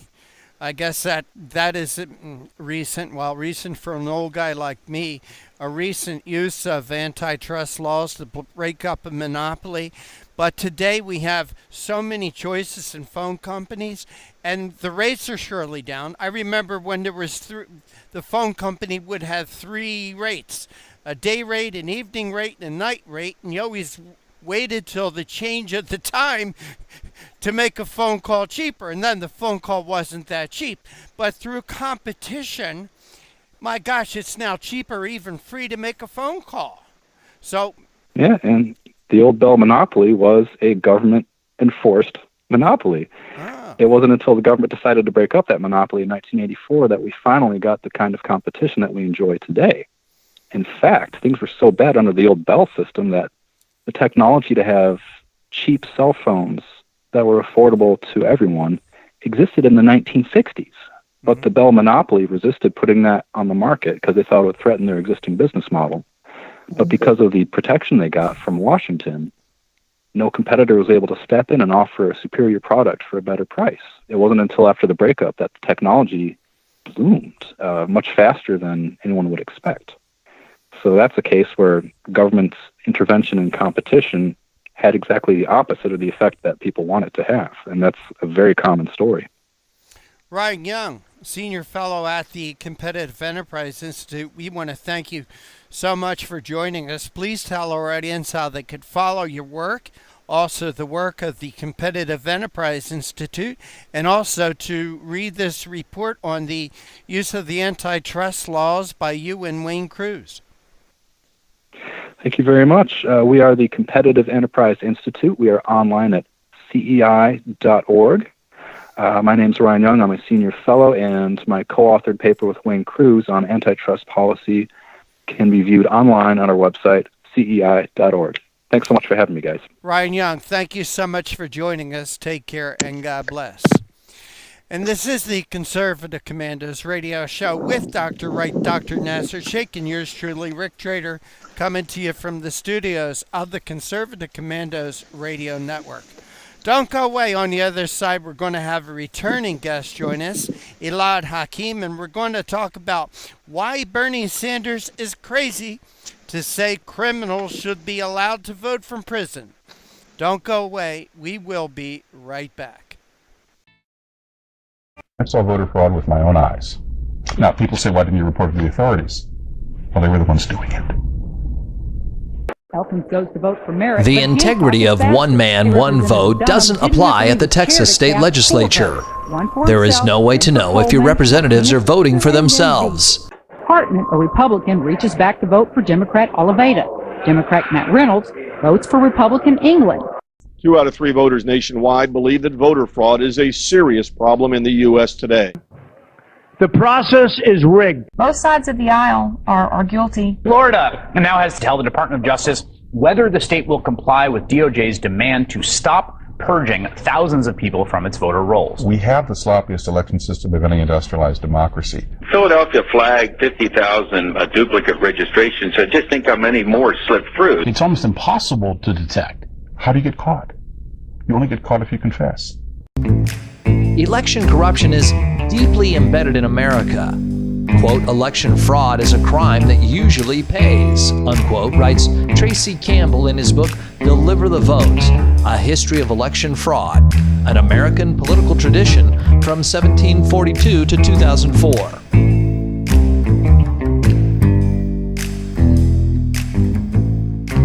In 1742, the first Prime Minister of Britain in the American colonies, Robert Walpole, was forced to resign. We have a right not to have our vote canceled out by someone who shouldn't be voting, someone who's an illegal alien, someone who's a felon not eligible to vote, someone who doesn't exist.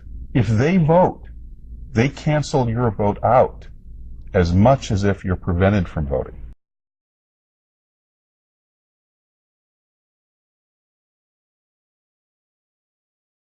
If this is going to be fixed, it's going to have to be a citizen effort. It comes down to, it's the same old question, if not now, when? If not us, then who? This is huge. This is about the democracy and the principles of the United States of America. People say, but why you? Why you? Why? Well, why not? And if it starts with a fireman, if it starts with a sanitation worker, if it starts with a teacher or a nurse or a caretaker of the elderly, then so be it. It's got to start somewhere. But it's time we come together and fix this problem once and for all. There is no serious person out there who would suggest somehow that you could even rig America's elections. To say that it doesn't exist is an outright lie.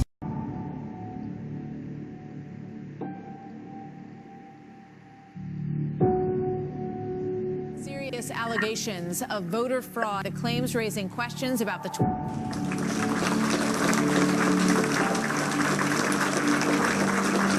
Commerce Secretary Ron Brown and 32 others were on a military plane that crashed today in a violent storm.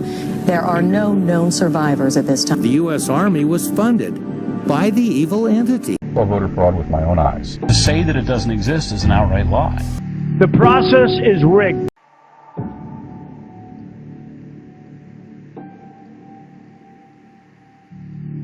People die and fall for the right time. It's too brutal. So it's incredibly important now that we draw a line and say, not on our watch.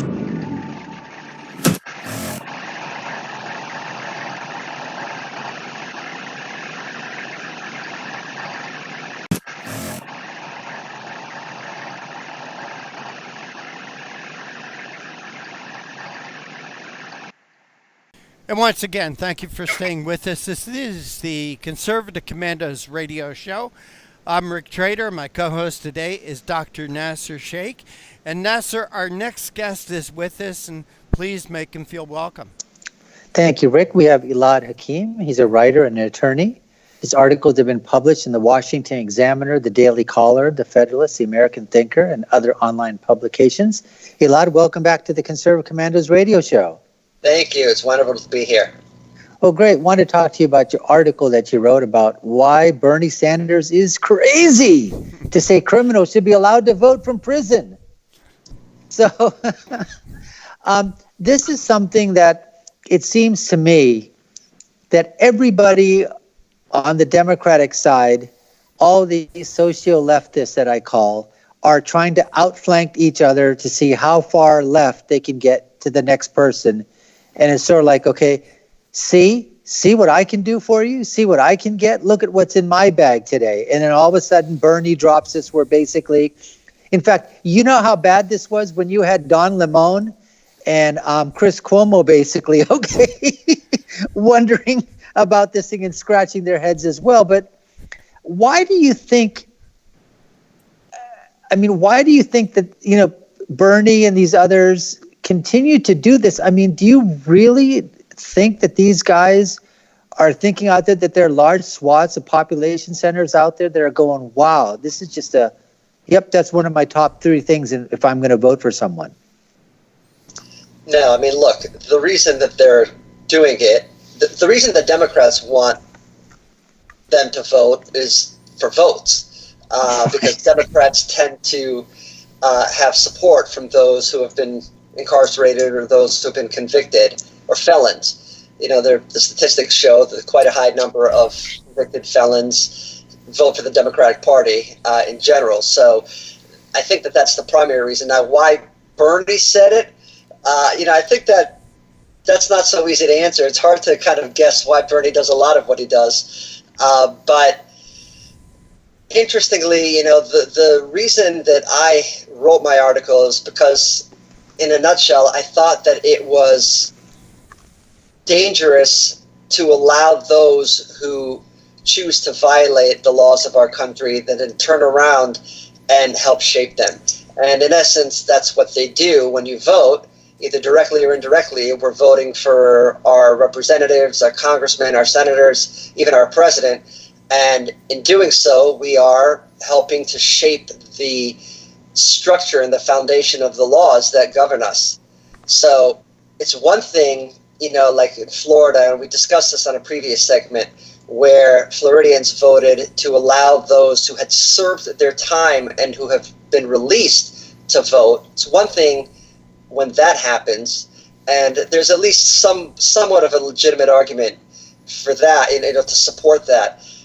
So it's one thing when that passed, and it's an entirely different thing when you have somebody who hasn't done their time and the punishment that they deserve because they violated the law to subsequently turn around and vote while serving their sentence. No, exactly. I mean, we're basically saying that, for example, somebody gets convicted of rape, and then all of a sudden, you're allowing that person to vote on rape laws that are being, being passed, in the, in the county or the state or city, that those people are incarcerated. And I mean, correct. You look at that, it boggles the mind. My own personal contention is that I know that there have been things that have been floated out there that have said that, when people have served their time, that, they should be allowed the right to vote again. My personal thing on this basically is that, felony, first degree murder charges, rape, pedophilia. My personal thing is that you get out, I don't care what, you should not, this is just a personal thing of mine, you've lost your right to vote, completely.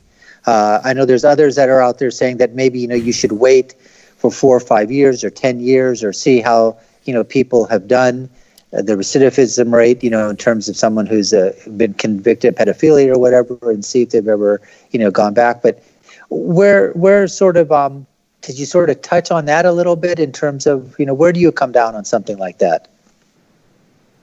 Initially I was very much opposed to allowing, felons, people who were convicted, to vote at all. I just thought that it was a lost right. You violated the law. It was a violation that cost you time in the freedom. And initially I was opposed to it.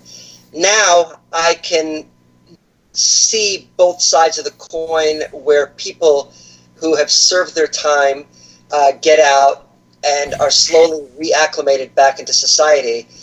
I did like Florida before Amendment 4 passed. And by the way, Amendment 4 has certain exclusions for certain types of crimes that those people who are excluded don't get the right to vote. But Florida used to have a law where there was a certain amount of time that you had to wait after you were released, and then you had to go through a certain type of process or a hearing in order to see whether you were fit to vote. So I think I'm more along those lines. I am more into something, you have to earn your right to vote if you're convicted and you serve time. And I'm completely opposed to people who are currently serving time from having any right to vote whatsoever. I kind of wish that those who voted, those who were felons and who voted tend to vote, resorted to conservative candidates, but unfortunately it doesn't seem to be the case. So I think we all approach it depending on our political status. We all approach it with a sense of bias a little bit. I just wonder how we would think of it if the statistics were opposite. If felons who were seeking the right to vote tended to support conservative candidates or Republican candidates, I just wonder how we'd think. But I am still very strongly opposed. Like I said, I'm strongly opposed 100% to those who are serving, and I would like to see, instead of an automatic renewal, I'd like to see some sort of time-delayed renewal before those who are released would have that right given back to them. Now, all of these things are probably going to be predicated at the state level, I would assume, correct? I mean, right now, there's no federal intervention that's being thought about at all? I haven't heard of any, but yes, as proven by the recent amendment in Florida. I know that each state has their specific laws with regard to that, and Florida was one of the few states that initially, before Amendment 4 passed, didn't allow felons to vote right away. So yes, it would be at the state level. Now, one of the other things is that besides this thing, from Bernie Sanders in terms of where he's, talking about this thing and where criminals, should be allowed to vote, are there other aspects of this in terms of where you can think of where this may be applied to or not? In what sense? Can you clarify? Well, what I mean is that other than, let's say, prisoners being allowed to vote, can you think of any other, groups out there at all where, the left or whatever may try to predicate this to? Like, for example, one of the concepts right now is that in the talks that there are certain communities and municipalities that are basically right now, I believe Baltimore is one of them. I don't know if it's within the actual city of Baltimore or within one of the municipalities, where they're actually saying illegal aliens that are there are having the right to vote in sort of, what can be done in terms of, garbage collection, for example, or those kind of small little things that are happening, and they all say, oh, it's at the local level because, these are people that are sort of paying taxes or they're sort of in the community and they're getting these services. So they should also have the right to vote. And these are those small incremental steps that are always started by the people on the left.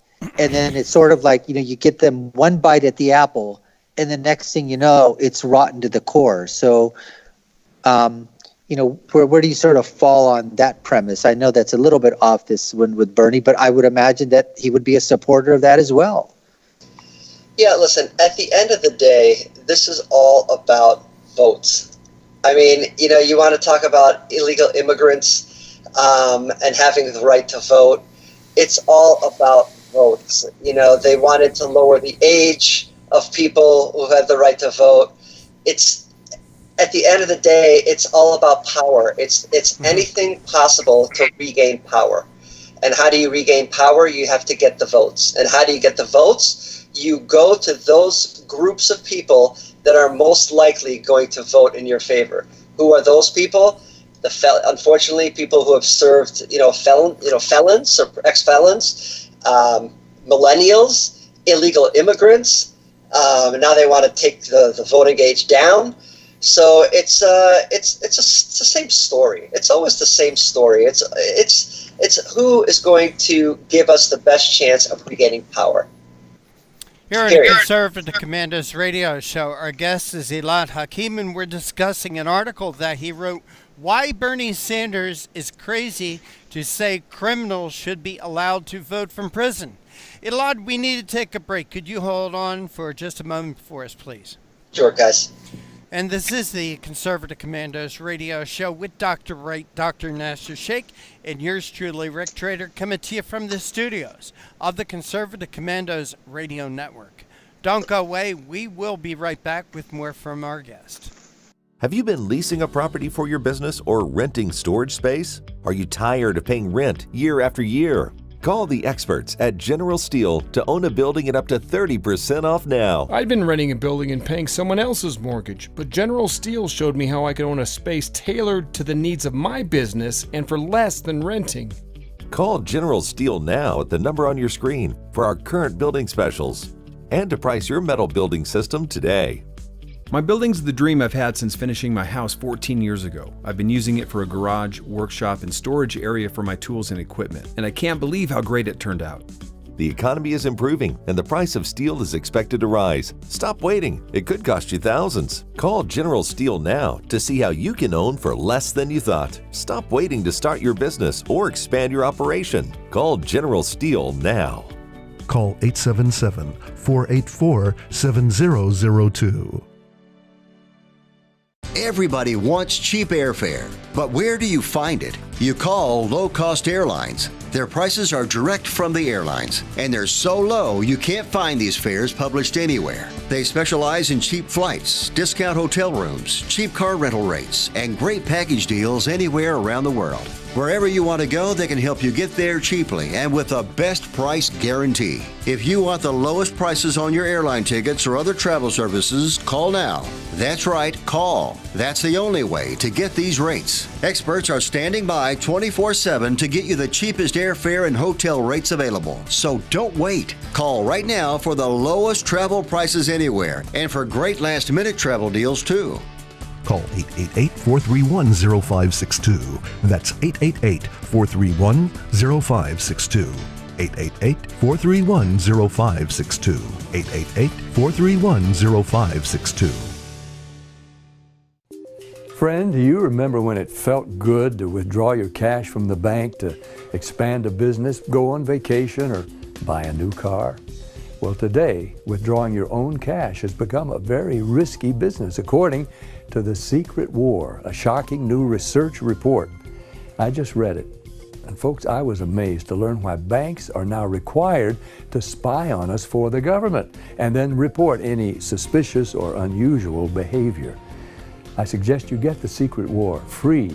Just call the number on the screen, no charge, from the folks at Swiss America. And get this, did you know simply spending cash today may be enough to have you branded as a potential criminal? That's right. The new war on cash is really a war against all freedom-loving Americans. The Secret War is yours free, so call the number on the screen and you can tell them Pat Boone gave you the number. And thank you for staying with us. This is the Conservative Commandos radio show. I'm Rick Trader. My co-host today is Dr. Nasir Shaikh, and we're coming to you from the Conservative Commandos Network studios and around the world on Al Gore's amazing internet with TalkStream Live, iHeartRadio, TuneIn, American Political Radio, AM/FM 24/7, and broadcast on the AUN television network.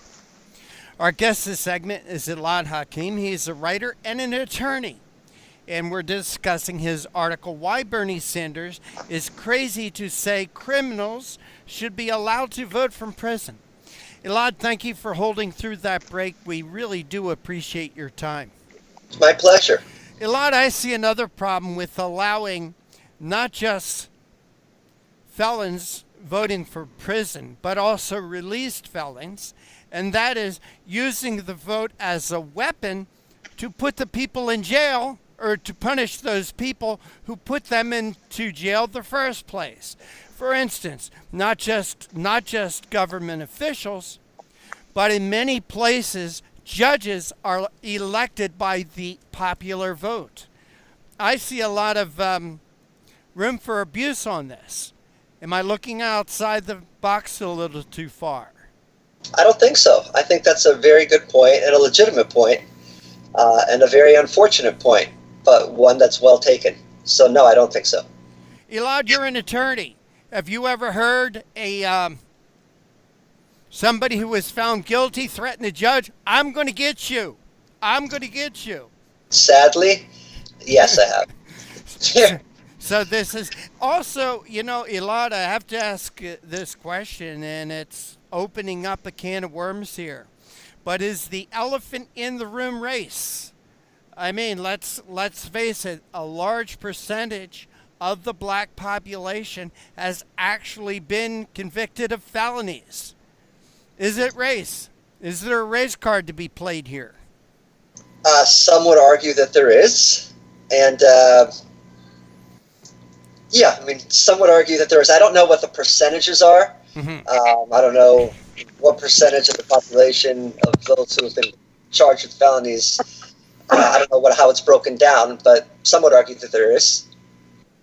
Elad, let's also talk about the right to vote versus the privilege to vote. What is it? Well, I think that it's.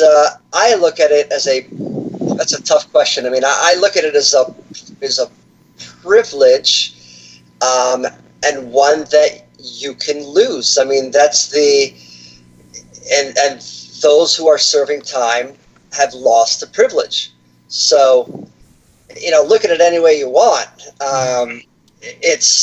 If you're doing time, if you've violated the laws of the country that you live in, then you do so knowing that you're going to lose certain privileges or lose certain rights. It doesn't matter which way you define it. Mm-hmm.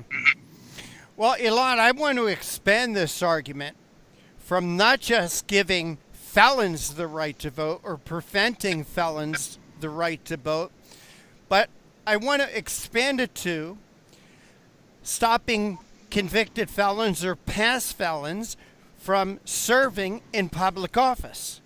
And as an example, I want to show you and Nasir a video. And this is Councilman Eric Mays from Flint, Michigan, who is a convicted felon, who has seen the inside of prison walls on a few different occasions. And I want to show you his actions and how he acts during council meetings. Let's show that video. Yeah, call your mama, man. Call your mama. You're nasty with her. You're nasty with her. Maybe it's a cultural difference.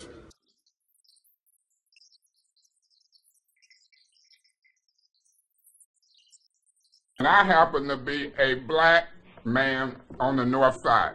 So I don't know if she's racist, but she showed Eric Mason's. Don't even step up for it. Call your mama. That's what you do. Call your mama. It's gonna stop. Deal with your problem. Now we're gonna have a meeting, and there's gonna be a whole lot of investigation going on. Very sharp. Here it goes.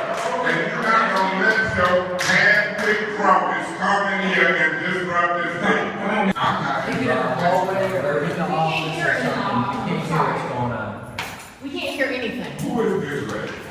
I'm a citizen. I'm a councilman.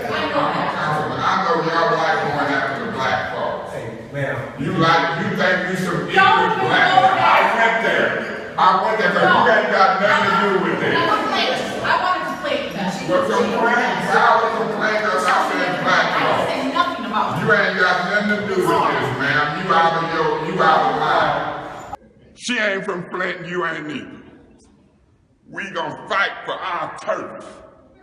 Right there. You not gonna dictate our turf. Them Live ain't gonna dictate it. And her butt from San Diego ain't neither. So y'all gang up. See the whole picture. We gonna fight for the voice of our elected seat. And gonna get it. Who do you think you are? Zara. Beg your pardon? I think I'm Zara. And you think you above this? I don't think I'm above anybody. But I'm not yelling at you right now. You ain't saying nothing, but I am talking loud and getting recorded. Because I want everything I say to be recorded and documented. Just like my job on that council. I want to record and document my questions and budget hearing on finance. It's one of my important jobs. So you ain't got me looking funny. The whole time I'm talking to you and Quincy. You think I don't know? You is ignorant. You ignorant. You ignorant. You ignorant. Kate feels ignorant. She ignorant. You ignorant. Kate feels ignorant. I'm a man. Come on, man, y'all. She a lady, but she showed off herself. You are you. This meeting is adjourned. Enough is enough. Everything. Right, folks? Ignorant folks. Well, Elad Hakim, there is the video. And that was Councilman Eric Mays of Flint, Michigan, berating a woman, calling her nasty, saying you're a nasty woman. Maybe it's a cultural difference, and that she isn't from Flint. And I think that's referring to the fact that this reporter he was belating was actually a Muslim. I know we were talking about giving felons the right to vote. And Bernie Sanders even wants to give them the right to vote while they're in prison. I'll make the argument using this type of behavior from this Councilman Eric Mays, maybe they should even be prohibited from serving in office. What's your take, Elad? Well, in this case, I had a chance to read the article and to see the video. And one thing that I don't know, and maybe I don't know if you guys know, is when he was actually convicted. Was he... As recently as 2 years ago. So... He was arrested for DWI. He was sentenced to a month in jail for impaired vision after police said they found him outside a disabled car facing the wrong way on an expressway. This was only 2 years ago. So, I mean, his activity, his bad activity, is not that far past. It's. I think to me it would likely depend on what he was charged with and what he was accused with. A DUI is, well, not good, and obviously something that no one would promote.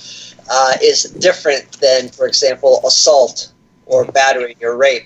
So I think that your point is well taken, and I think that it would probably, and at least to me, have to depend on what the person was convicted of to determine whether or not he or she gave up the right to serve in office. Elad, in your article, you write, this have your cake and eat it to approach to unconscionable is a self-ruling society where our freedoms and privileges are directly tied to our willingness to abide by the rules and laws that govern the way we act. And I think that's very important. I think that we have a responsibility to our society, to our communities, to protect ourselves and to protect ourselves from people that have had legal problems, convicted felons. And I think when you're allowing those types of people to vote and those types of people to hold office, you're breaking down the barriers between civilization and anarchy. Am I taking this too far? I don't think so. I mean, the gist of that statement was, look, we live in a democracy. The democracy that we live in, the foundation of that democracy are the rules and laws that govern us. And I think we'd all agree that if we didn't have laws, I'd hate to see what society looked like. I just wonder how much vigilante justice there'd be if we didn't have laws to dictate what we do. So with that premise, those people who choose to take it upon themselves and to give our democratic society a slap in the face by violating our laws, by virtue of such conduct, they also lose some of the privileges that come along with living in a free democratic society. So I don't think you're taking it too far at all. I think that it's pretty rational, actually, and I think it makes perfect sense. You can't have your cake and eat it too. You can't pick and choose what laws you want to violate and what laws you want to follow, and then seek the protections of those same laws that you choose to violate. Well, what about the politicians like Bernie Sanders who will use this ploy, this tool to get elected, irregardless of how it's going to affect our towns and our cities? Well, Bernie Sanders hasn't been elected to date, so I think that... He's a senator. Yeah, you're right. I mean, he's a senator. But if you look at his recent efforts to go for the presidency, I think when push comes to shove, people realize what Bernie Sanders is all about, and I'd be very surprised. It's going to even be interesting to see if Sanders gets the ticket come the 2020 election. Right. So yeah, I mean, listen, like you said, it's all about saying what you think the people want to hear in order to garner the most support and get the votes.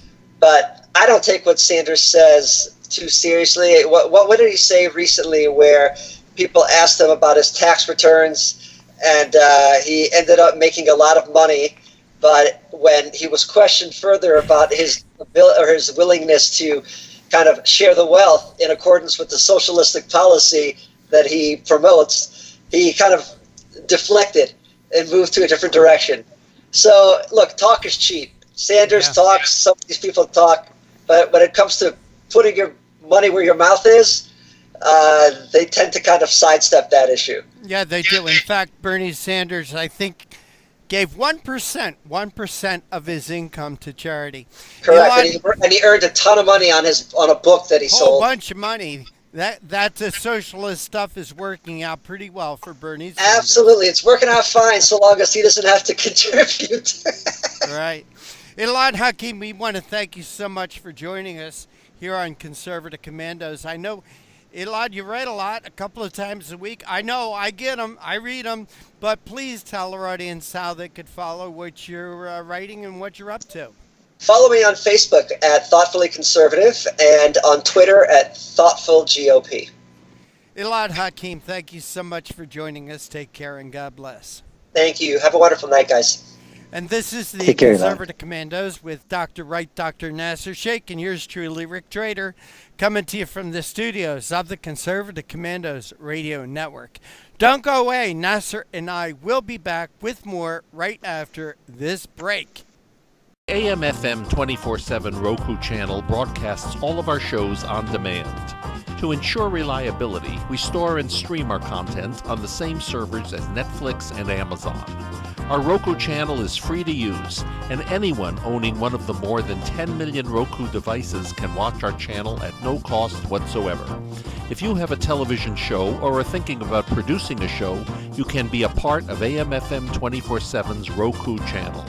Watch our great shows on your Roku device. It's free and more reliable than cable TV.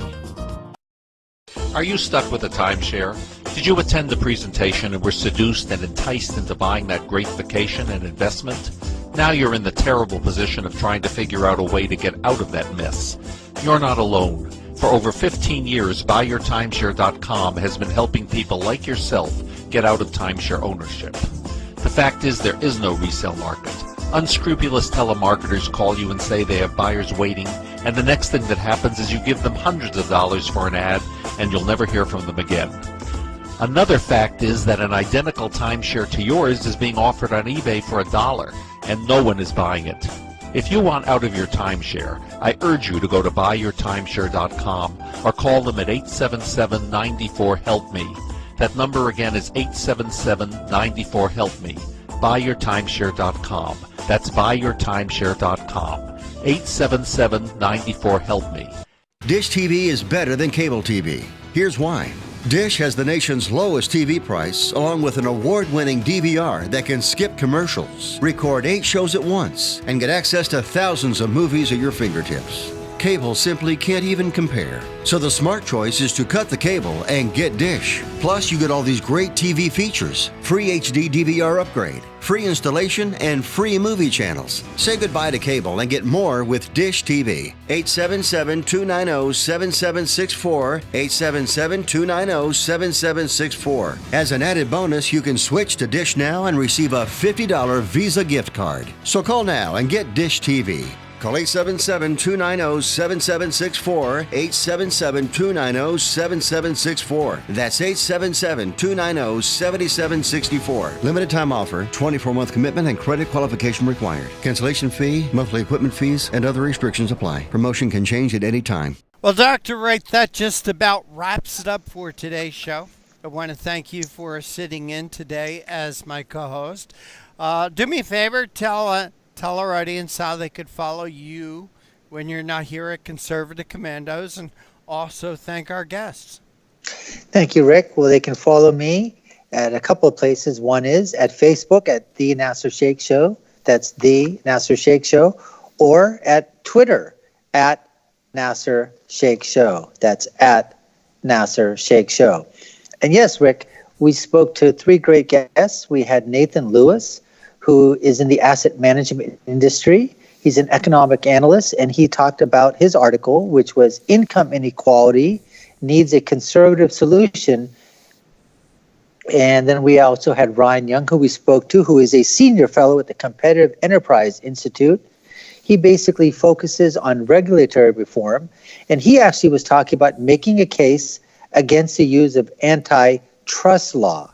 Mm-hmm. And our final guest was someone who's been with us and a recurring guest here on Conservative Commandos, Elad Hakim. He's a writer and attorney. And he actually wrote an article which is why Bernie Sanders is crazy to say that criminals should be allowed to vote from prison. So once again, 3 great guests, folks. They had great insight into a bunch of different things that are happening around in the sphere of politics. So thanks for lining them up, Rick. All right. I always learn so much from our guest. Always. We certainly do. We certainly do. But for right now, we are out of time. We got to run. We got to go. Take care. God bless. We'll see you tomorrow on TV and on radio.